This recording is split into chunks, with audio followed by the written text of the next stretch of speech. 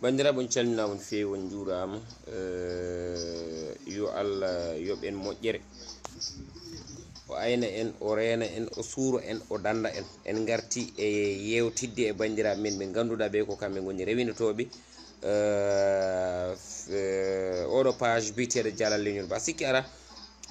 yewtere nde en cikkani so tawi ene wawi judde hay so tawi noon eɗen jiiɗi jofade en toɓɓe kewɗe mataw toɓɓere foof kalaten hen tan ko seeɗa mo ganduɗa o yimɓeɓe ene mbawi ɗum naftorade so tawi kay tawi hen nafoore so ala hen nafoore nen aduna ha guiɗa fuɗɗi ha ɗo ko ɗon tan yarata haalata hande tan yimɓe jeeyi hen koye muɗumen jangga kala yimɓeɓe mbasa yiide hen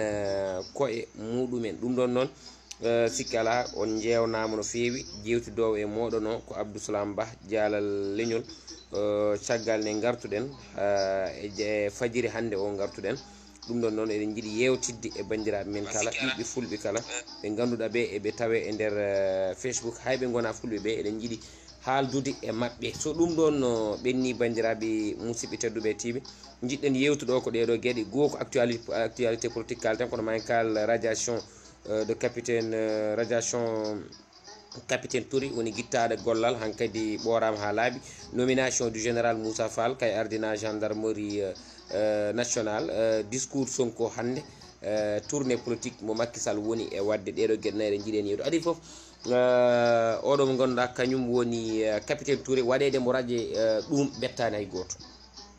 waɗedemo nde radji bettani hay goto waɗimi wiide noon woni kamɓe wiyeteɓe dadiɓe ɓe kamɓe wiyeteɓe gendarme ɓe walla wiyeteɓe policier ɓe en walla wiyeteɓe militaire en walla woɓɓe kamɓe gurnam mabɓe e gurnam men hayso tawi enen jeeten wonde ko enen foof ko en yimɓe ko gurnam gotam joguiɗen ene joguiɗo serti waɗi mi wiide noon woni kanko e hoore makko mo ganduɗa ma en jewtu noon ma en gar e tourné politique o no feewi saabu tourné politique o en jiihen gueɗe ɗe ganduɗa beelani en beelata en kadi ha ila yawmiddini discours Sonko en jii hen penade ha heewi politique ha heewi manipulation ha heewi profitoji kewɗi discours makko en jii hen probléme aji mbayi kono kooca ma en kaal en mbawa wasde haalde en kaalat saabu ko foti haalede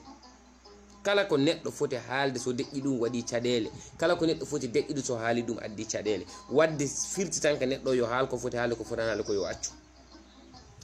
jiɗmi wiide tan ko capitaine Touré waɗede mo nde radje ina yurmini e meɗen par ce que Sénégal naɓe noon mbayi kamɓe ko yurmotoɓe so neɗɗo accinama golle walla koyɗa kono paamen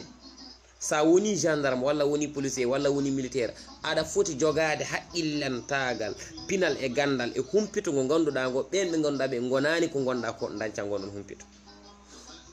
caɗele men noon ko kamɓe wiyeteɓe gendarme walla wiyeteɓe policier walla wiyeteɓe goɗɗum e goɗɗum yaade ha puɗɗo wiide ana ƴetta gurnam muɗumen ene ponda e gurnam civil en ɓe wawa wonde neɗɗo sa yeehi hay woni capitaine e nder gendarmerie jaaha ha gona hen capitaine gona neɗɗo mbaɗowo enquête aɗa yurno dossier ji kewɗi aɗa waɗa enquête dossier ji kewɗi aɗa jagga yeeyoɓe yamba aɗa jagga waɗoɓe faux billet aɗa jagga ɓe ganduɗa ɓe ko waroɓe yimɓe aɗa yaaha e dossier ji ɗi ganduɗa ɓe ko waɗaɓe violé gara mbaɗa porté plainte aɗa waɗa des enquêtes firti ko an tiya des informations et des renseignements ɗi ganduɗa ɗi citoyen lambda o kañum ala ɗum donc so tawi waɗi actualité politique baɗɗo e nder discours aji maɗa an aɗa jogui dossier aɗa waɗa ɗum enquête e nder discours aji maɗa teskama wonde an vous êtes avec quelqu'un ou bien vous travaillez avec quelqu'un d'autre mo ganduɗa o hande o ko opposant e nder leydi ndi sa waɗama radje min pour min an waɗi radje hoorema pour min ko soka ko kay suki hoore mum kala caɗele ɗe o wawi dañde kadi kay rokki ɗum hoore mum heddi il faut mbaɗen attention ɗum ɗo ko hunde nde ganduɗa nde ko c'est des faits ɗum ko kalmi ɗo ko fait ko capitaine jogui koɗo foti haalde jogui koko foti haalde jogui kono foti haalirde e nder discours aji ɗi o wanno nanɗen woni interview mo wannuno ɓe siko Ahmed Aïdara o haali hen e omo ganduɗa Papa Alé Niang o haali hen wonde won waɗoɓe mo suivre caggal nde o woni e wadde enquête et dossier Adji Sarr Sonko won sukkunoɓe makko ina ƴeewam kono waɗi capitaine goto e commandant goto waɗaɓe invité e Sen TV kamɓe e nder haala mabɓe ɓe mbi ko kala capitaine tottaɗo dossier yo wat ɗum enquête won ƴetteteɓe yo mbat ɗum suivre kono kanko o yiyata ɓen noon ko mbartama ko suivre ɗum ɗo ene jeeya hen goho so woni en danger taw ɓen ene mbawa arde au secours ko yaawi ɗiɗi so tawi o wi omo waɗa e dossier o ko ala hen taw ɓen noon ene mbawa andude wonde kanko oɗo joguiɗo oɗo enquête o rewnta ɗum lawol wadde ɓen ɗon ko hiérarchie ma ɗi nelatamo wonde yo cukke ma wadde an sa jodi ma ɓoya wi e wonde won cukkuɓe caggal am mi huuli o jooɗa ɓo wi mi ummima ɗo mi naati touba mbeɗen toon jangga mami wat feere mi haalana o gar commanda o neldami ɗo ganduɗa ɗo mami wawa arde mbaɗen manifestation comment on capitaine joni joni tan aɗa wone enquête joni joni aɗa waɗa des révélation joni joni mbiya e waɗa organisé ko ganduɗa ko ɗum woni ko wiyete manifestation te an aɗa woni capitaine mo ganduɗa o an a suwa hay wadde déposé démission ma wadde kanko waɗedemo nde radio ko logique ko lawol te hunde fotte wonde woni ɗon heddi yimɓeɓe yo mbaɗa attention omo wawi waɗede radio to jairan kono tawɗo baaɗi nan ɗo kanko e hoore makko ɗo baaɗin ko suuɗi taw kanko ko jaltuɗo pour waɗode infiltré parti ji opposition ɗi saabu hannde enen fof eɗen gandi no waɗirani radio no ittirani e golle no sokirani e caɗele ɗe dañde kanko capitaine Touré yimɓe fof ene mbawi nangude haqqillaji muɗumen wonde oɗo wadde so tawi o yalti o ittama o ɓorama minen opposition emin mbawi jaggudemo min gollodo e makko beela amin ganda secret ji d'état walla amin ganda secret ji judiciaire walla amin ganda caɗele gonɗe e nder gendarmerie walla gonɗi e nder pénitentiaire ko way noon e on ɗon moment noon taw kanko ko nelaɗo pour yo waɗoy ɓe noon infiltré il faut pamen gueɗe armé ko gueɗe kulɓiniɗe gueɗe laamu ko gueɗe kulɓiniɗe gueɗe laamanteri ko gueɗe cattuɗe famde omo wawi yiyede wonde hande ko neɗɗo baɗɗo contre Macky Sall walla ko neɗɗo baɗɗo contre pouvoir o mataw o wondi koye Pastef o yalta Pastef naɓe ƴettamo mbattamo e nder koye muɗumen taw kanko ko élément mo ganduɗa ko nelaɗo yo waɗoyɓe infiltré ɗum ɗon en mbaɗen attention wadde firti ko jangga e jaam so waɗi disparaître e natti yidemo woto ɗum haaw men so jaggama kanko hoore makko o wiyama o jaggama ga o sokama to ittama gana ɗum fota haaw men kala tout ce qui concerne capitaine Touré ko nanɗen hen woto haaw men saabu ko gueɗe ɗe ganduɗa ɗe gueɗe laamu walla gueɗe lawol ko gueɗe cattude famde so ɗum ɗon ɓenni mbimi ko nomination général omo ganduɗa kañum woni Moussa Fall kanko waɗa nommé hande kanko ardina gendarmerie Sénégal kono ittaɗo o ko neɗɗo mo ganduɗa ko seeɗa heddarano yaha retraite mais holko itti oɗo général e holko waɗi oɗo général en mbawa haalde foof kono wonko jiɗmi haalande mon oɗon ƴeewi e nder lewru woturu e nder balɗe ɗiɗi e nder balɗe tati galle Macky Sall mo Fatick wiye duppama galle Macky Sall mo Ndulumaji wiye duppama hayso tawi wona gonga en jii ëmotaji jawtuɗɗi ɗoyete ko ɓooyani en jii gueɗe ɗe ganduɗa ɗe nana mbaɗa e nder leydi ndi saaha e saaha foof te pendant ce temps là gendarmerie ine waɗi existe e nder leydi te eɗen gandi gendarmerie holko foti wadde e nder leydi donc ɗum ɗon noon ina addana yimɓeɓe caɗele surtout noon galleji Macky Sall ɗi ne mbiyete ndi duppama hayso tawi wona gonga e kono ina haale so tawi koɗo ndulumaji ɗo ɗon Abdou Salam yeehi ha yetti tawi ɗon gendarme ɓe joddi e muɗumen joddi e muɗumen yewtide muɗumen namnodiri e mumen kadi ƴeewi galle o tawi wonde ko wiya ko galle o duppama wona gonga ɗum ko min waɗani ɗum vérifié hooram wona Kaari wi wona Hammadou wi wona Samba wi ɗum ko min waɗani ɗum hooram andi wonde galle o tigui mo duppaka galle o ɗo maha ɗo happari omo tartina mir goto mo ganduɗa o mir jaƴƴe caggal nde mir o tartinama galle o so tawi tooɓi huuɗo fuɗi ɗon kamɓe ɓe garani gam remde kon ɗon huuɗo ka ummo ɗon joni noon nde sukaɓe beddinde toon safar ko huuɗo ko wonno e duppude kono galle o tinani mbere wonko duppi ɗon so wona noon e damal galle o no waɗi cukkel guel gardien o wonata e ngel ɗon cukkel no wanno verruji ɗi keli ɗum ɗon kam gandon ɗum ɗon joni wiyede nde wonde gendarmerie neni e nder leydi ndi te saha sa fo wiye galle député sumama galle ministre sumama galle kaari sumama galle président sumama ɗum ɗon cortège président weddama kaaƴe ɗeɗo ko gueɗe ɗe ganduɗa c'est des menaces ɗiɗo noon ina takko yettoyade ha neɗɗo gardinoɗo nden ɗon hunde nde kanko e hoore makko o itte ɗum ɗon no moƴƴi ganden ɗum kanko o lomti ko général Jean Baptiste Tine eyyi Baptiste Tine o lomti eyyi mo ganduɗa ko seeɗa heddirano gam waɗa retraité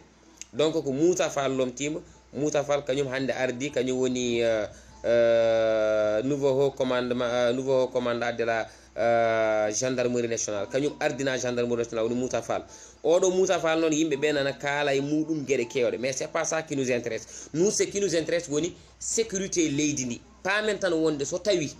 gendarmerie ina waɗi existe e leydi sa fof galleji lamɓe ene duppe sa fof galleji ministre uji ene duppe sa fof caɗele ne mbaɗe wiye cortège président weddama ɗa faldama ɗa haɓama ɗa ɗum ɗon te gendarmerie ne sukki e mabɓe te gendarmeɓe sukkuɓe ɓe e président walla gendarmeɓe fotoɓe toppitade ndenka leydi ndi kañumen jogui ko neɗɗo baɗoɓe commande timɗoɓe jamirowoɓe sikki ala so tawi darde mabɓe natti teskede no hannirta ni gardiɗo ɓo ina wawi ittede wadde o itta Moussa Fall lomtinama ɗum ɗon noon ko gueɗe ɗe ganduɗa goto men fof foti wattu haqqille mo anda so tawi neɗɗo o ardinama hunde so hunde nde teskama wonde golle ɗe natti yarude nde yaruno so o ittama ina haani donc so ɗum ɗon ɓenni woni discours Sonko mbeɗiɗi artude hen seeɗa discours Sonko hande o ko discours mo meeɗa wadde hande Sonko waɗi ko discours spécial pour ƴamde fuutankoɓe discours spécial pour ƴamde fulɓe discours spécial ngam yidde nadde e ɓerɗe ɓiɓɓe fuutankoɓe ɗum omo jogui hen droit ay il faut paamin gueɗel gotel en mbawa ɗum hadda goto neɗɗo komo ganduɗa o kanko homme politique somo haala toujours o hutorto ko konngudi ɗi ganduɗa ɗi omo wawi wadde convaincre yimɓe yo gar tawtamo ɗum ko politique way noon ɗum taki politicien wawa haalde haala goto saabu kala nde o haali haala yimɓe ɓattiɓe mo nde ɓattiɓe mo ɓe mbimo kaɗo haala ka kalɗa noon ina wawi wasnudemo yimɓeɓe o ƴiwo tawi ko ɗum gonga so ari janggo waylata konngol donc Sonko waɗi hande discours haaldi e probléme aji nervi ji haalde e kalisaji ɗi président Macky Sall wone bonnu kono o ɓuuri juutunade walla o ɓuuri yajñade koye wiide sukaɓe fuutankoɓe paami mawɓe fuutankoɓe paami saabu ɓe calima ko Macky Sall noddata ko neɗɗo ko bandum ahan ɗon momi darta ɗon Sonko tu te trompe par ce que neɗɗo ko bandum interprétation walla no pirtirta ɗum ni an e neɗɗo ɗo bandum no worini wona goto Ousmane Sonko il faut so tawi a yiɗi laamade leydi laamorɗa leydi gonga leloro ajjude ayna mbatta ni ha aɗa nana wolof te a nana wona jolfo wat noon nana pular ganda konngol neɗɗo ko bandum kongol firti wa ila so ɗum wawa wonde ndentoɗa jooɗade aɗa faccira ko a anda sa woni neɗɗo mo ganduɗa ka opposant aɗa yiɗi jogade leydi haal ko ganduɗa haal ko mbaɗɗa maîtriser encore une fois Ousmane Sonko a waɗani maîtriser holko woni neɗɗo ko bandum ɓe jiiɗi wiide tan pullo ko bandum mais il faut paamen kamɓe koɓe fenoɓe tan quoi waɗo firtoroɓe ɗum ɓen beela koɓe fenoɓe mais neɗɗo ko bandum firtani wonde pullo foti tan pullo ala wi ko neɗɗo woni bandum c'est simple comme bonjour neɗɗo ko neɗɗo woni bandum raison pour laquelle onon fof oɗon gandi neɗɗo natata e jawdi wiyani yiilo toon debbo neɗɗo yahata e nayyi wiyani yiilo toon ƴamaɗo neɗɗo yahata e beyi wiyani yiilo toon mo waldi neɗɗo so tawi majji arata ko yimɓe so heeɓi caɗele arata ko yimɓe so ñawi arata ko yimɓe so jaaki arata ko yimɓe so dañi caɗele arata ko yimɓe wadde neɗɗo ko bandum neɗɗo ɓaleejo o tubako ko bandum pullo o jolfo o ko bandum capata o jaago o ko bandum séréer o joola o ko bandum o mo ganduɗa ko pullo o mo ganduɗa kañum arabi o ko bandum saabu o wi'ani pullo ko bandum o wi ko neɗɗo ko bandum nit konngol ngol wi konngol neɗɗo ko bandum slogan o woto ɓe bonnu ɗum slogan o ko slogan ɗo français wiyata l'homme est le remède de l'homme ko gorko ko neɗɗo woni safaro neɗɗo l'homme est le remède de l'homme walla jolfo heɓi to wi nitay mbokkam donc il faut paamen gueɗel gotel woodi pourquoi gueɗel gotel holko saabi eɗen mbiya nitay mbokkam kamɓe so tawi a wi neɗɗo ko bandum tan ɓe garta ɓe mbi wonde konngol ngol firti tan pullu ko pullu woni bandum non neɗɗo fof no wela pirtira konngol mais logique konngol ko haalata ko wi'ani pullo ko pullu woni bandum wi'ani cubbalo ko cubbalo bandum konngol ngol wi ko neɗɗo woni bandum neɗɗo ko bandum woni nitay mbokkam woni l'homme et le remède de l'homme donc woto yimɓe ɓe mbi ene ƴetta konngol ngol ene mbaɗirgol politisé wadde Sonko hande e nder discours makko o wi sukaɓe fuutankoɓe no kollirirni metti muɗumen président Macky Sall kanko ko ɗum welimo o yehi ha waɗi cité wonde Fouta tampi o andaɓe kono ɓe yiɗi andudeɓe omo waɗi suyete wadde ɓe rencontré kono meeɗa wadde ɓe rencontré donc ɗum ngol ɗo konngol ene wawi artude e ɓen ɓe ganduɗa eɓe mbiya sukaɓe haaloɓe ko ɓe politicien ji so tawi ɓe mbaɗi rencontré Ousmane Sonko eɓe jogui hen droit mais koye hombo contexte ɓe mbaɗirta rencontre Ousmane Sonko beela ɓe mbaɗa ɗum rencontré koye côté développement walla ko politique walla ko social walla ko caɗele injustice gonɗe leydi ndi walla ɓe mbaɗirta mo politique rencontré ko sababude Fouta tampi o won ƴettuɓe slogan o mbatti ɗum dente mbatti ɗum des associations ngam waɗirde ɗum politisé il faut paamen gueɗel gotel no wuudi jinmi yo en gandu gueɗel gotel ene woodi woni holɗum woni kanko Ousmane Sonko wadde firti o fuɗɗima dañde gueɗal o fuɗɗima yidde dañde gueɗal e nder Fouta ɗum woni holɗum Ousmane Sonko mi siftinat on e 2018 2019 e on période won tourné goto mbowaɗi e nder Fouta o dañji caɗele e jeunes uji gonnoɗi Wourossogui musidɗo goto gonnoɗo e nder maɓɓe haalanimi haala ka wonde o ar ɗon o fayi hôtel o leliyi toon o naati toon sukaɓe gari jiiɗi waddemo rencontré e jamma o wi mi waɗata on rencontré te sukaɓe ne daɗi guil kikiɗeɗa padam sukaɓe mataw mbaɗi insisté o wondi o wati o wi mi watta on rencontré ha sukaɓe ɗeɓi ɗon haalde konguɗi cattuɗi nde ummine ɗon koye on tourné woni mo nanton ene wiye wonde o heeɓi caɗele ɗo Richard Toll ɗo donc il faut paamen wadde moment nde sukaɓe gondi e Fouta oɗo saaha ko sukaɓe goni ko Fouta tourné président Macky Sall waɗat o toon sukaɓe ɓorni ɓe toon tekke boɗeje ene kaɓɓi comci boɗeji ene kollira mette muɗumen président Macky Sall ina mbi emin namni bolol dane maayo amin jiiɗi dañde des infrastructures emin namno université emin namno boli emin namno des écoles emin namno des hôpitaux emin namno gueɗe goɗe président o mo gonɗa kañum woni président Macky Sall o yimɓeɓe o wondi ɓe woni nerviji ɗi nana kaɓa e ɓen ɗon sukaɓe e nder on ɗon moment Ousmane Sonko profiti waɗi discours muɗum pour yidde wadde bénéficié e ɓen sukaɓe gonɗa hannde c'est des mécontents mais il faut neɗɗo o faama holko nanatma e neɗɗo o beela ka mécontent tan aɗa foti yetti nadde oɗo neɗɗo golloɗon walla ala andi a yi ko mettumaga tan ka poɗɗo yaade toon non wona ɗum woni logique o woni neɗɗo mo jiɗɗa o gollodade politiquement holko woni programme mum holko yiɗi waɗan leydi ndi mais holi kanko beela omo gonɗi beela omo andi ko woni e dow muɗum beela omo andi ko yahata e dow muɗum beela kanko ko haalata ko gonga saabu hande nanmi Ousmane Sonko ene ruttito e bindi Cheikh Souleymane Baal nanmi ko Ousmane Sonko ina ruttito e bindi Cheikh Souleymane Baal nanmi ko Ousmane Sonko ina rokko exemple e almami Abdoul Gadir Kane nanmi ko Ousmane Sonko ina haala wondi fuutankoɓe pini paami saabu nana kollo caɗele nana kollira caɗele muɗumen kono ƴette exemple o haali wonde ko galle Macky Sall duppa ko ndulomaji o haali galle Macky Sall duppa ko to ɗo wiyete Fatick mais e nder haala muɗum kanko Ousmane Sonko o holluti wonde o waɗani regretté o nimsani jamais e ko wodno ko ɗo e mois de mars woni ëmatuɗɗi mimi ɗon noon mi faama saabu ɗon wontaka contradictoire de 1 wonɗo dari o wi sukaɓe ɓe maayi ɗum welaniɓe kamɓe saabu ɓe jiɗana e goto maayi ɓoyani visite makko e khalife général Mouride o wi mayɓe ɓe kamɓe ɓurɓe ɓe hen hewde koye ɓesgu Ahmadou Bamba jeeya Ousmane Sonko de wini Ousmane Sonko wi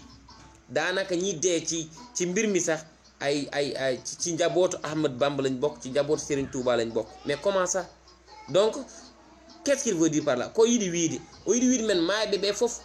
ko muriteɓe walla yiɗi wiide men mayɓe ɓe foof ko mbakke en walla holko yiɗi haalde ɗon woto jejjite Ousmane Sonko avait dit wonde kaalisaji totteteɗi khalifaɓe diine ina nawe ene mbaɗire politique kanko yaadani en kono e visite makko cakkitiɗo o itti enveloppe o rokki khalife général o te actuellement ko opposant noon mbawɗo yaltina enveloppe rokko khalife général beela on so heeɓi leydi rokkota ɗum malet kalen gongo saabu nde ministre de l'intérieur o yaltini ndeɗo manet minen fof min jane mum pourquoi omo yaltina manet pourquoi omo rokkira pourquoi omo wanni pourquoi omo waɗani mais paamen gueɗel gotel ene woodi kanko so wawi yaltin enveloppe o rokko khalife général o wadde so woni président ma o ittu manet o rokka mo ɗum yon kal kadi e nder konngudi makko o wi denk nanle suñuy bopp bu ñuy dund ak bu ñuy dee yow la ñu yaakaar Ousmane Sonko wini de woto yimɓe kangin koye mumen joni noon kaalen gueɗel gotel sukaɓe wonɓe ɓe Fouta ɓe ganduɗa o slogan Fouta tampi o ko minen foof amin jeyno e slogan o nde korko heddinde seeɗa waɗanoɓe arrêté pour ina jiiɗi wadde manifestation ɗon place de l'Obélisque mbeɗa jeeya hen ñande hen banderole ɗi wonno hen ko windono hen ko Fouta Tampi mais min de nototomi mi notaki gam mi addi banderole non min komi notiɗe e marche en tant que ɓiɗɗo pullo en tant que ɓiɗɗo fuutanke ha jaam ala e nodduɗo min so wiyama Fouta noddi Fouta noddi mi nototo ndemin jeeyne min jagga ñanden wonko jimi toon ko heewi ɗum soit yontumi haala kama ɗum ɗon yawti battumi nande Fouta Tampi en Fouta Tampi international en Fouta Tampi national Fouta Tampi ni Fouta Tampi hanti natti wonde slogan wonti des associations te noon au début Fouta Tampi o wonno ko slogan te slogan noon e association jiida hande noon oɗo moment ɗo ɗo gonɗen beela enen waɗoɓe revendiquer beela nous sommes est-ce que nous sommes des opposants est-ce que nous sommes des pastifiens ou bien nous sommes des citoyens sénégalais namnatoɓe gueɗal meɗen ɗon il faut poser non ɗon question so tawi en ndentaki kamɓe maɓe mbaɗ men diviser pour mieux régner par ce que joni so tawi Sonko ari wi ena naata e meɗen par exemple ɓeɗo gari jaadi e muɗum ɓeɗo peccima so tawi ko association no association boni so makki ari wi ena naata e meɗen ɓeɗo gari jaadi e makki ɓeɗo gari lundima makki association feccima wadde en peccima wadde gollal ngal yahata donc il faut pamen so politique noddi goto fof so welama yawɗo e politique mais so tawi pelle ɗe noddi eɗe goyto gam caɗele gam metti ɗonne yimɓeɓe ene poti serdude ko yahate ko ɗum woni e min jiɗmi wiide yimɓeɓe tan ko Ousmane Sonko hoto wat profito e nder manifestation ji baɗoɗi Fouta ɗi o wallani men o arani e men o yottaki men depuis combien de temps fuutankoɓe nini ngullo on meeɗa nande Sonko ari dardi e meɗen e caɗele men onon fof on meeɗa yi on meeɗi yiide suka fuutankoɓe noddi manifestation Sonko en noti on meeɗi yiide Fouta waɗi des manifestation Sonko yalti uniquement pour wadde hen discours on meeɗi yiide Matam naɓe walla wonɓe département Podor walla gure ɗe galaɗe ndiyam gure ɗe galaɗe courant e nder Fouta ɓe galaɓe hande no cafri wonɓe caɗele ɓe galaɓe boole beele on jii Sonko waɗi tourné uniquement pour wadde ɓe rencontré Sonko ɓendi ɗum tan ko Dakar so yalti Dakar o ɓendi ɗum ko Ziguinchor haaju makko ala e Fouta haaju makko ala e Foutankagal yimɓe ne goyi makki saka Sonko enen en goyi makki saka Sonko yimɓe kaal gongo donc pamen wadde min je vois pas discours Sonko hande o mi yaani hen min nafoore oɗon gandi ko tagi so yi ha omo rutto e won arnoɓe ñagademo tumo nde o hebdinde caɗele laamu ngu ɓe ñaguimo acci tout le temps aussi il a l'habitude de dire man ma woote dal ban dal homo dal Sonko waɗi woote ban dal homo on dal Sonko waɗi woote man ma woote dal bukken dem pale bukken dem ni yoyu ay kaccat la ɗum ko kacce ɗum ko fenande Sonko yo sonki yo ku jemon dem pale dinañi ray sanday yumma warete bamma ware yo yimɓeɓe kal gongo so neɗɗo wini yaɗo pale ma yummum ware yummum wonta ɗum yi sadi que ay affaire o worpidiren koye men quoi Sonko so yiɗi wat politique yo il n'a qu'à prendre ses affaires o yaha o fay Fouta o ya naata e gure ɗe o naata e village uji ɗi o naata e maaje ɗe o lumba maaje o tacca keeri o naata e jeeri ndi o heɓa caɗele makki heɓno 2009 et 2010 ou 2011 o waɗa rencontré les villageois o waɗa rencontré jeunes uji wonɓe toon o haalanaɓe programme muɗum o dardo e maɓɓe e caɗele maɓɓe omo jogui hen droit c'est un citoyen comme nous c'est un président parti politique BTD Pastef fadde il a le droit de rencontrer omo jogui droit yaade waɗaɓe rencontré mais woto joɗɗo e Dakar kilimaji ɗi no guttama omo wi on waɗa manipuler yimɓeɓe par rapport e caɗele mbaɗi ɗum tagi on jii e nder discours o haali hen général Moussa Fall miñu teg fii moom nii la moom nee la général bi ñu dindi lii day yàq gendarmerie nit ñi parce que ki mu teg fii ki mu dindi fii ay ɗum ɗo ko gueɗe ɗe ganduɗa ɗe moƴƴani Sénégal jiɗɗen ɗo ko jam Sénégal jiɗɗen ɗo ko cellal Sénégal jiɗɗen ɗo ko nandiral Sénégal jiɗɗen ɗo ko bawral Sénégal jiɗɗen ɗo ko ballodiral donc enen en jiiɗa yimɓeɓe ngara ene mbi ene gadda e meɗen caɗele pour yidde wadde en divisé on nani min mi yadani e ɗeɗo keɗe ko haali koɗo foof ko kecce yo Macky Sall ƴeewe bindi Cheikh Souleymane Baal yo Macky Sall ƴeewe bindi Alma Abdoul Gadir Kane neɗɗo ko bandum o fotani waɗede non qu'est ce que ça veut dire neɗɗo ko holko Sonko holko ande neɗɗo ko bandum pullo mo ganduɗa o kañum woni ser muno firta ɗum neɗɗo ko bandum pullo on ɗon o fenat pullo on ɗon ko pullo bonɗo pullo on ko pullo peno pullo on ɗon ko neɗɗo mo ganduɗa o ko haalata ko fof ko fenade so tawi ko pirtinaɗe pirtanɗomo o feni neɗɗo ko bandum o somin bela minen somin bela min mbi pullo ko bandum hombo wawi menen han par ce que joola ɗin no mbaɗa joola ko bandum joolaji mbi joola ko bandum par ce que kamɓe hande kamɓe fof ils ont réuni pour wonde derrière Sonko kamɓe fof joolaji pop nen caggal makko yimɓe ne gandi ɗum yimɓe kanga ko ɗum noon woɓɓe nen ɗon goni caggal Idriss Seck woɓɓe nen ɗon goni caggal Khalifa Sall woɓɓe nen ɗon goni ɓoyanɗo en nani ko lebbuɗi ɗi kaali lebuji dari publiquement mbi yonti min daña ministre uji lebuji min daña député ji lebuji min daña maire uji lebuji wadde gotoɓe tampini yimɓe baba bon fenade heddinen jinnomi nde haalde woni fenade nde ganduɗa de parti pouvoir o nana waɗa ɗum il faut paamon noon yo leer il faut paamon Macky Sall koko huɓɓi duɗal ha jerti ƴetti milliard uji leydi ndi ina yoppa hen barke salatul fatih barke Cheikh Nassana Tidiane billahi wallahi wa tallahi Macky Sall ko warata ko inauguré nder Fouta so woni valeur 10 milliards ngande o bonnata e tourné o ko 100 milliards comment inauguré valeur 10 milliards taw mbaɗirɗa ɗum mbaɗɗa hen dépensé ko 100 milliards wawa wonde ko contradictoire ɗum ɗon tournée économique foti haalede ko développement tournée économique foti haalede ko des projets à venir tournée économique foti haalede ko ganduɗa ko ɗum woni kuccam mawɗo leydi ndi taw caɗele ngala mais tournée économique mo ganduɗa o so neɗɗo yalti yiɗi hollude président Macky Sall ko manque e wuuro muɗum les nervis jippoto ko sur le terrain pour piye ɓen noon sukaɓe min je ne suis pas d'accord avec président Macky Sall avec ɓeɗo ɓe ganduɗa kamɓe goni wonɓe pouvoir o ƴettuɓe nerviji ɗo e Dakar en Mbour en Thiès en naw ɗumen Fouta pour yo pi sukaɓe c'est pas normal du tout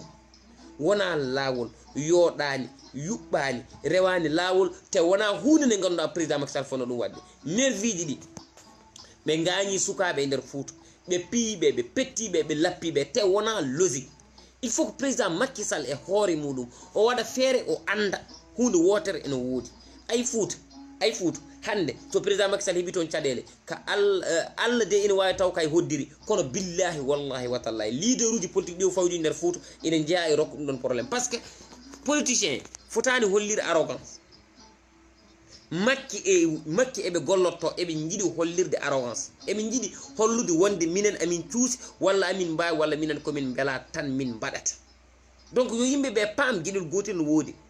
kamɓe wonɓe ɓe toon eɓe mbiya ɓe jeeye sukaɓe ɓe doole wona logique wona lawol ɗum tagi gueɗe sancé sukaɓe mukko mbaɗi ko min mbeɗa yaadi hen saabu ɓe mbi nder widde tan ko gaare mbarodiren minen ko ɗo min dar toon mbawamen ɗo ittu haɓe gaccaɓe daɗi président Macky Sall ari waɗi rencontré où est le problème pourquoi président Macky Sall jooɗo ha hande e nder plein tourné ko ɗo wiyata so neɗɗo dañi ko muusi ene wawi haɓɓe banderole mo rouge ene wawi wadde ni mais kañum kanko wino ɓoyani kanko o yiyata bon an ka jasɗo quoi an haaltama an kam ka jasɗo quoi oɗo bi guinnirɗo hoore mum négro ka vrai nègre quoi an ka jasɗo an haaltama quoi ok c'est bien donc il faut ganden ɗum ɗon quoi il faut ganden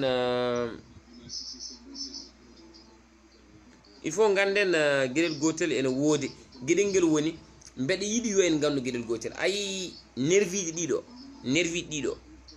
ɗiɗo gondi e nder Fouta billahi wallahi wa tallahi barke salatul fatih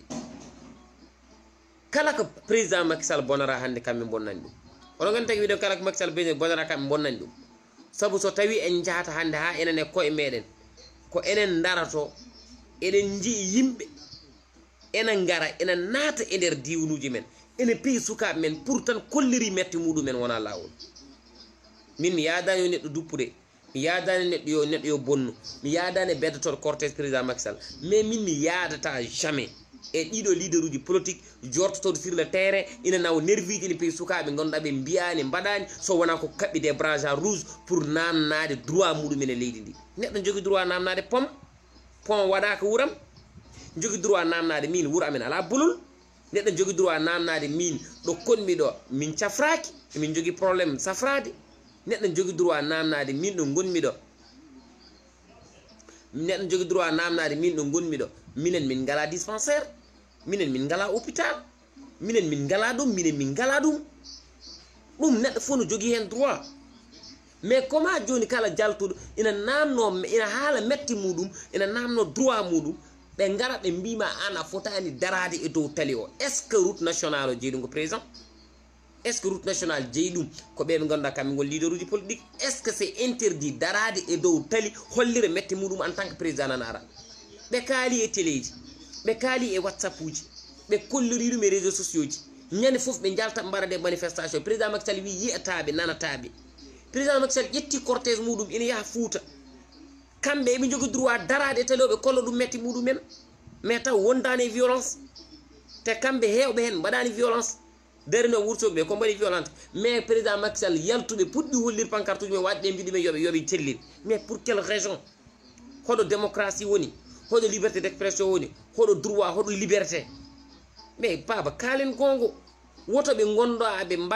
mbaɗa ko wiyete ko contradictoire. so tawi ɓe jiɗɗen tan ko haalde gongo, so tawi jiɗɗen tan ko hollude gongo, so tawi jiɗɗen tan ko yaade dow gongo, yoɓe gaccu sukaɓe ɓe kollo mette muɗumen e dow deƴre, e dow ƴoyre, e dow neɗɗankagal, e dow gongo.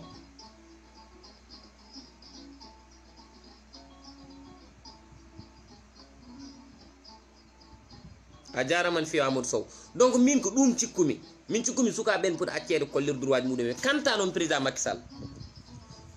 ko yahata ko ɗo o waɗa inauguré des daara moderne, alhamdulillah min ne welimi. min kam président baɗo inauguré duuɗe Qur'an ina wawi taw mi meeɗa ɗum yiide. kono gandon de e nder tourné on ko milliard uji de bonna toon ha heewi. gandon de e tourné on wiya de ko tourné économique kono ko tourné politique. gandon de caɗele mbaɗi, waɓɓe ɓe en accidenté ji, ɓe maayi ɓe tourné o en mbi yo Allah yurmoɓe yafoɓe, waɓɓe ɓe hen blessé en mbi Allah yurmoɓe yafoɓe. te minen e nder oɗo tourné ina famɗiɗo ndewmi taw mi yiyani accident, ina famɗiɗo ndewmi taw mi yiyani accident. Allah newnini kam noon ala fof ɗo wiya président nanɗa e oɗa stade taw mbeɗen ɗon, walla wiya o monɗa e ngoɗa wuuro. garmi darimi wonde e mbeɗa ari gam foɓɓandemo, walla mbeɗa ari gam wullandemo. non, hayso tawi ko waɗi ko no welimi, ko waɗi ko no yooɗimi woni yaani ujjuddude Qur'an, kono mbeɗa andi jawdi kewni boni hen. ɗum taki wonɗo ganduɗa ɗo ene heewi hen. par exemple hanki mi rokkat mon yeru tan nde woni guijlon nde ombo haala minen amin goni e nder galle khalifaɓe général guijlon balbalɓe. nde woni hanki kanel ombo haala eɓe kaala e mbar cérémonie mabɓe jammago he. minen amin goni e nder galle Moussa Bassoum, amin mbaɗa rencontré almuɓɓe Qouranul Karim wondude ceerno Siraji Dine. donc ɗo boyinnaji ɗo la même chose. Allah rokki kam kadi fartangue, kala wuro ngo garmi koye galle khalifa Dine ɓe jeppotomi. wonno komo gondumi o noon kanko ko ɗum o yahata ko joddade almuɓɓe, joddade ceernaɓe e haaldude mabɓe e ƴeewde hol caɗele ɗe ɓe guurata. woni ceerno Siraji Dine mo ganduɗa ko conseil économique ministére de la justice. mais paamen ko boni e milliard e nder oɗo tourna goto wawam haalande no foti. te ɓe ŋaññaki, ɓe jaltini kalis kewɗo, ɓe bondi ɗum e tourné o. yimɓe yoɓaɓe yo ngar ngam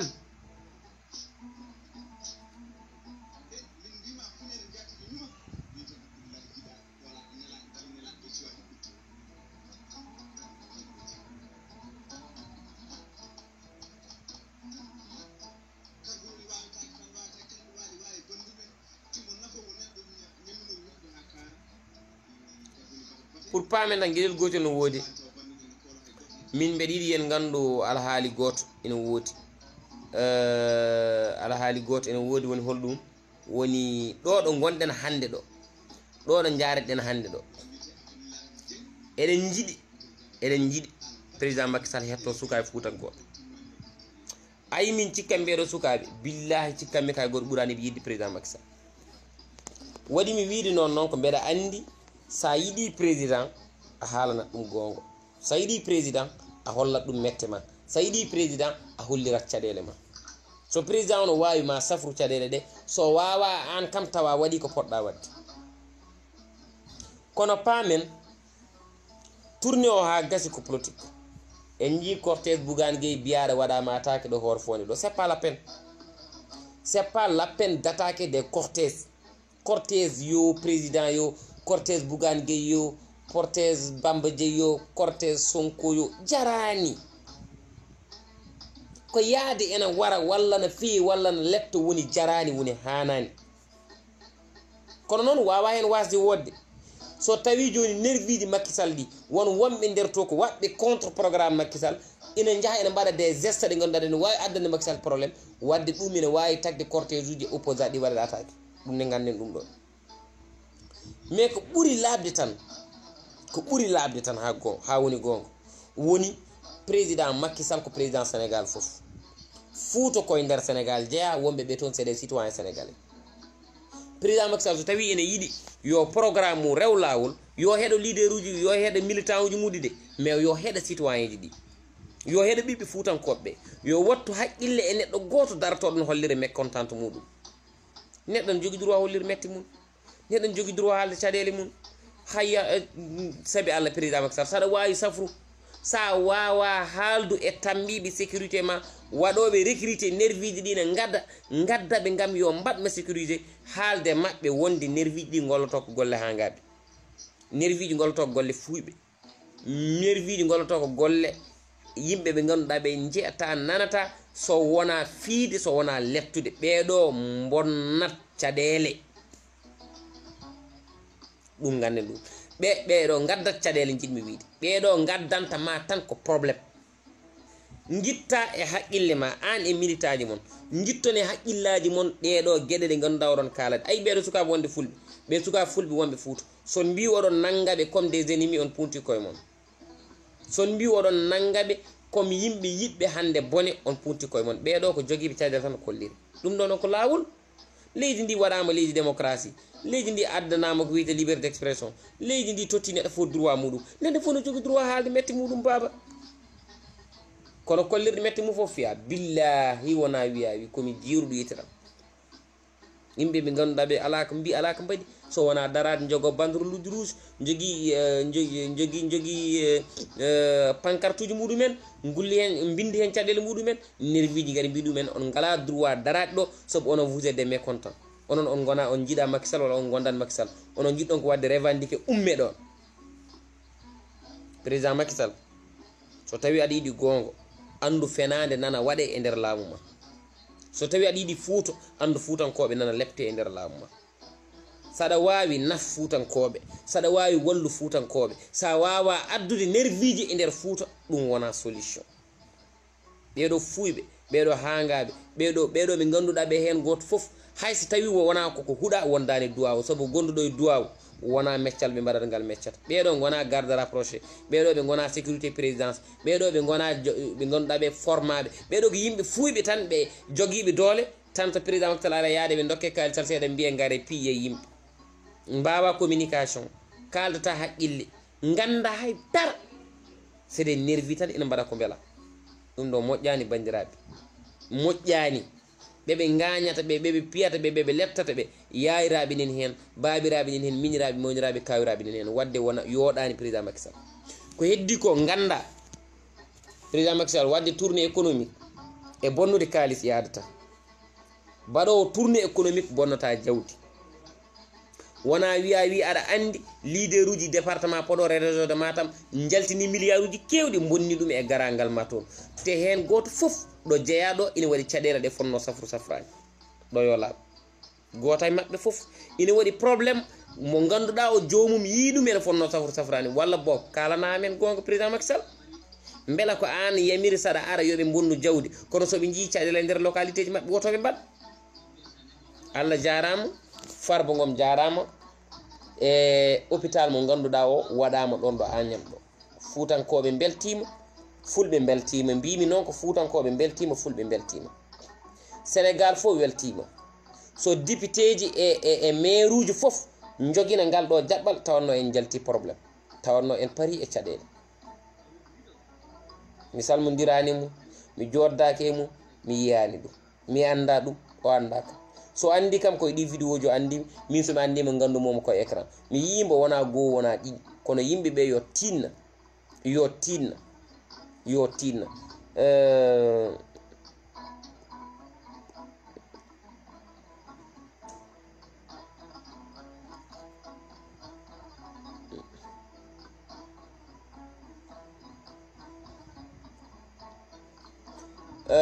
gueɗel gotel ene woodi gueɗel ngel woni holɗum woni mi tintin mon tan oɗo baɗɗo Aminata ina waɗi ina winde hoore mum Aminata Bab Mal ina waɗi hen natal muɗum omo ƴettami privé to WhatsApp wiide wonde komi ceerno mum ko neɗɗo jiɗɗum e ko way noon on jii kanko waɗata ga commentaire uɗɗiɗo mais ɗum ko bole puyɗe goo mi yiɗa wonde ceerno sabu mi wawa haade mala gandal ɗiɗi aɗa yiɗimi ɗum ko haajuma aɗa añimi ɗum ko haajuma min toppitaki ɗen gueɗe ni mbeɗa andi tan son mbi oɗon ƴeewami wonde yomi haal tan ko weeli mon on tampat mi wona on aade haalde tan ko weeli neɗɗo ñande fof mi wawa kalanmi ko goonga o so tawi hawri ene welma bisimilla ƴettu gonga o so hawri ene mettuma ɗum ko haajuma kono yomi haal ko welma ko ala ɗum mi wawanamo ɗum ceerno hande mbeɗa weltanima jangga mbeɗa mettinanma aduna ko noon kono no moƴƴi noon neɗɗo anda ko haalata onon gandon ko kalto gandon ko binduton mbeɗa weltanimon onon wonɓe ɗo onon kalda haqqillantagal kono kadi mbeɗa weltiniɓe ɓe ganduɗa ɓe kadi soko Allah waɓen Aminata en ganduɗa kadi yimɓe fuyɓe ha gaji konji quoi mbeɗa weltaniɓe no fewi vraiment par ce que hay wonde kon weeɓani aɗa andi joni mbeɗen haala nervi ɗi ko fuyɓe mbeɗen haala won gollottoɓe président Macky Sall ballani ɗum ɓen ko fuyɓe ɓe woni mbiyanɓe ullude e slogan ullude kono ay Aminata oɗo ne kaynen haywa kaynene koye fuyɓe he jeeya en beltanima ɗum de toute façon pour paamen gueɗel gotel no woodi président Macky Sall jawdi bonnuɗa ndi e nder Fouta ndi mahi hôpital uji kewɗi e nder Fouta jawdi bonnuɗa ndi e nder Fouta ndi mahi hôpital uji kewɗi e nder Fouta jawdi bonnuɗa ndi hikka e nder Fouta e oɗo tourné militaji ma e an ko bonnuɗon e milliard uji mahi université ji kewɗi ko bonnuɗon toon e milliard uji mahi université ji kewɗi mahi poste de santé je case de santé je e hôpital uji ɗi ganduɗa ɗi ko niveau de kewɗi mahi daraji moderne alqouranul karim kewɗi ko bonnuɗa ko e nder Fouta e jawdi e milliard uji mi haalani tisita ƴitande mi haalani déplacement ɗi transport o kalis baɗateɗo less o militaji ɗi dokke mbaɗa paaco ɓeɗo rokketeɓe kalis uniquement yo guetti Dakar jaaha Fouta pour tan hebbinde garangal président combien de véhicules rewata e président no foti yimɓe ndewata e président ene ngulla ɓeɗo hen goto fof soɓe gaare nder guure ɗe kamɓe mbaɗat occupé hôtel aji ɗi auberge aji ɗi il paye des milliards par jour e nder oɗo tourné combien de jours guila tourné o fuɗɗi faade hande guila les 12 hande ko woni guila les 12 hande wona 18 somi juumani fan mi ƴeewto hande ko 18 joni guila les 12 haali 18 ñalawma fof koɓe jaltinta e kalis hay goto andano foti ñalawma fof koɓe jaltinta e kalis hay goto andano foti beela ɗum ɗo wawana wadde aménagé leyɗele kewɗe hande leliɗe e nder Fouta joomumen ne jiiɗi wallede ndema beela ɗum ɗo wawana yobde ñamale yimɓe hewɓe ɓe ganduɗa ɓe hande ko remoɓe ana donki remde saabu ñamale ɗe ganduɗa ɗe nen pawe dow keeceje mabɓe ɓe ndema ɓe coña ɓe perte taw ɓe ngala koɓe joɓiri ndiyam beela ɗum ɗo wawana fewnit aménagement mo ganduɗa waɗama ɗo sayt ɗo guila 1960 et quelque beela ɗum ɗo wawana hande wadde bolol ummade tareji fawde labgal beela wawana ittude caɗele tawateɗe hande diwan bonji beela ɗum wawana ittude caɗele gonɗi diwan bonji diwan lowre to alana ɗo ganduɗa a wawa yaade gam bolol bongol ndiyam ala rewɓe nana ngugga jamma e ñalawma ɗo kawal ɗo caɗele jamma e ñalawma rewɓe nana ngugga ɗo ñaaruwal ɗo ronkama yo joomu en keɓ ndiyam jamma e ñalawma rewɓe nana ngugga 3 heures ñalawma 4 heures ñalawma hay so tawi won debbo mo ganduɗa o natata koye salde biye mum ɓufto ha ɗaata ɓufto ha laaɓa foppo ha ɗaata jooɗo e nder suudu muɗum won mo ganduɗa kañum ala hay hunde ala hay ndiyam ɗam yari ko ma woyndo ase goto fo yilo ɓoggol e bagal e polli ara liggay woyndu ɗum ɗo ko caɗele bandiraɓe ɗiɗo milliard uji ene mbawno ittuɗe ɗo caɗele nder Fouta billahi wallahi wa tallahi Allah na seedi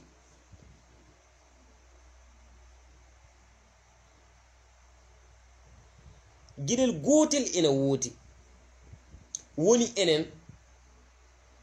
gueɗel gotel ene woodi ay ina woni yimɓe ene waɗi yimɓe ɓe ganduɗa wonno ko ɓerɗe mabɓe koɓe añoɓe eɓe cikki neɗɗo fof ko noon foti noon foti waade min mi wayani noon min kalami tan koko jiimi goytotomi tan ko mette ɗe jiimi kala kadi ɗo mbiyami ar ƴeewoy ar haal hoɗo caɗele ngoni hoɗo jiiɗa caɗele mum ar mi weyi ɗumen caɗele nini somi nanni yimɓe e nder commune Guédé village mbeɗa andi ɗo caɗele ngoni hen somi nawi ɓeɗo wiite jum mbeɗa andir caɗele ngoni ɗon somi nawi ɓeɗo wiite diwan hayre law mbeɗa andir caɗele ngoni ɗon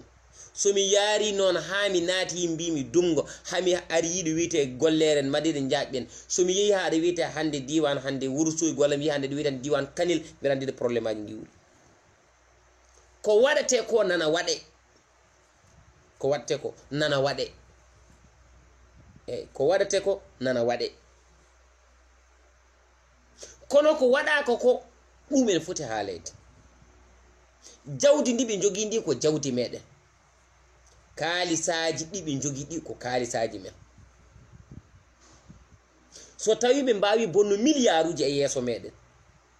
ɗo ɓe puntata sukaɓe men ɓe punto yayiraɓe babiraɓe men ɓe mbaɗa ɓe mobilisé ɓe ndendina ɓe mbaɗa e autoji woppuya jeere wala yimɓe gara ɓe ñama ɓe ñamata ɓe jara ɓe jarata ɓe ñalla tampu gam yiide jaɓɓade oɗo président ko lawol eɓe jogui hen droit kono yoɓe pewnan ɓen caɗele muɗumen yoɓe kaal yoɓe kollir kamɓe wonduɓe président Macky Sall yoɓe kaal yoɓe kollir caɗele gonɗe e nder diwnuji mabɓe mbere président Macky Sall no safra ɗeɗo caɗele guila ummaki nguɗo laamu min ko ɗum jiɗmi ala fof ko jiɗmi ala fof ko jiɗmi so wona yo fuuto golle so wona yo fuuto walle kadi ɗiɗo nerviji ɗi ganduɗa ɗi yo Allah dandu en e bone mabɓe ɓeɗo ene moƴƴi président Macky Sall ƴeewto beela ɓe bonnanta ɗum sabu ɓe ko bonnoɓe militant ji makko ɗi wonɓe e nder diwan Podor Abdoulaye Daoud Diallo wiide min ngala hande komin goyti min ngala mette nder département Podor est ce que oɗo yawal biyiri laaɓi est ce que de école tareji est ce que diwan biddi est ce que ɗo wiyete hande olol en haywa ɗo sarateji ƴogoroyata ɗo sarateji ƴogiyata ndiyam kilométre uji kewɗi koye nder oɗo département a gardinaɗo APR nder département woni Abdoulaye Daoud wi caɗele ngala toon koye nder oɗo département ministre joguiɗo finance wiɓe ngala probléme bandiraɓe musidɓe tedduɓe hettiɓe haywa Farba Ngom wallu amen e ɓeeɗo Farba Ngom wajana amen ɓeeɗo Farba Ngom yo waaja ɓeeɗo ɓe ganduɗa ɓe wiyama aɓe jangi wiyama aɓe pini wiyama aɓe paami te koɓe gollata ko koɓe kalata ko foof bandiraɓe musidɓe tedduɓe hettiɓe ko bone ɓolo woni hen neɗɗo darade yeesa président de la république mbiya min ngala hay hande hay dara komin kaani Cheikh Oumar Anne on ƴetti kaalisaji laamu on jaɓɓorimo président on mbaɗi pancarte uji mon on bindi en ADD on bindi en Cheikh Oumar Anne on bindi on mbaɗi en narte mum foof c'est bon kono kay woto ɗum hatmon haalde probléme aji gonɗi e nder département ji ɗi gandon jillu ngu ko kaalis bonna hen ha heewi gandon jillu ngu ko kaalis waɗa hen ha heewi gandon jillu ngu ko jawdi bonna hen ha heewi gandon jillu ngu ko jawdi waɗa hen ha heewi billahi allazi la ilaha illa huwa wallahi lazim koɓe bonni e nguɗo jillu e milliard uji hay goto wawa mon limande foof artata kadi koye keeceje meɗen sabu ko kaalisaji ñamlaaki sabu ko kaalisaji ɗi ganduɗa ɗi président e hoore muɗum liggaki ɗi anda ɗoɗi ɗo anda hande jangga e jaam so yeehi holno joɓirten ɗiɗo kaalisaji hol fof no joɓirten ɗiɗo kaalisaji bandiraɓe musidɓe tedduɓe hettiɓe so tawi en ndentaki ɗum ɗo ma addan en caɗele so tawi en ndentaki ɗum ɗo ma addan en caɗele kaalisaji ñamle gadde e leydi gona e waɗirede politique kaalisaji ñamle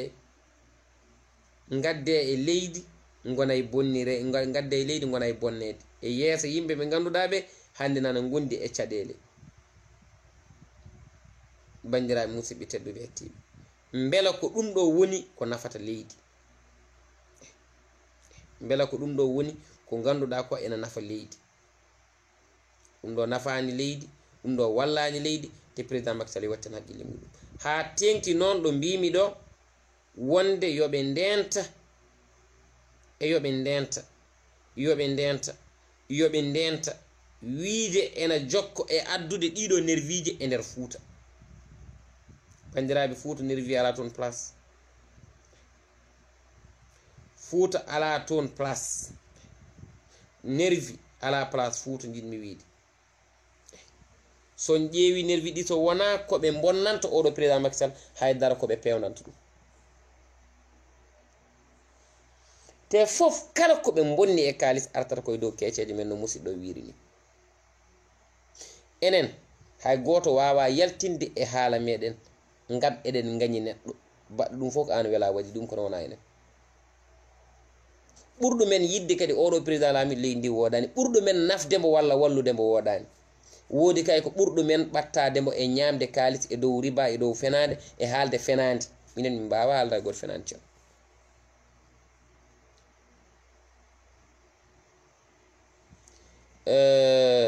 sonno ko min tan wonno ala basi kono haade debbo manda ko pullo men debbo puyɗo haɗo watti waddude mon hen goppe mi waɗan on ɗum bolo kewna haade ko puyɗo kanko puyɗam ɗum noon wadda jaram min jaafimama puyɗo ɗum noon wadde jaafimomo kanko debbaji puyɗo ala basi de toute façon ɗoyete jiɗɗen ko so tawi neɗɗo waɗa commentaire walla haala o wi min de Abdousalam ko kalta komi yadani hen ay kalta ko ɗo ay président Macky Sall o mahiɗa o waɗiɗa o addiɗa o ɗumniniɗa ay président goto fof adda miijo mum enen ɗo ko miijoji gonɗen addu kono arde no joofo ɓeɗo yeeɓoɓe ɗo hana haala ɗumen wone konngudi ɗum kam mi rokkata ɗum hay goto e so neɗɗo noon ari wi kam min hunde ɗum ala probléme donc en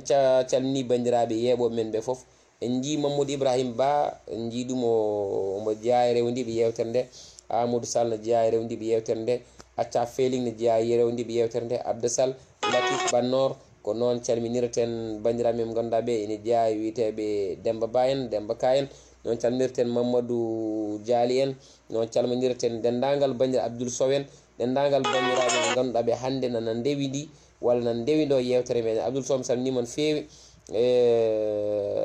au sein de la communauté Alpulaar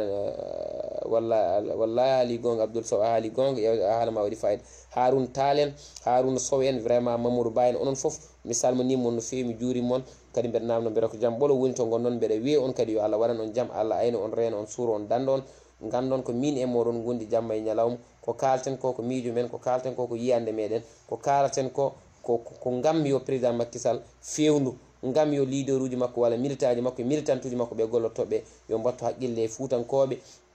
yo mballu fuutankoɓe e yo naf fuutankoɓe ko ɗum tan woni ko baddaten ko heddi ko woni yimɓeɓe ganduɗa ɓe c'est des opposants waɗoɓe tante wadde yimɓeɓe manipulé ene mbiyi Fouta tampi en amin jiiɗi wadde rencontré Fouta tampi en ɗum ɗo hanti nanata ko politique min noon mbeɗa heeɗi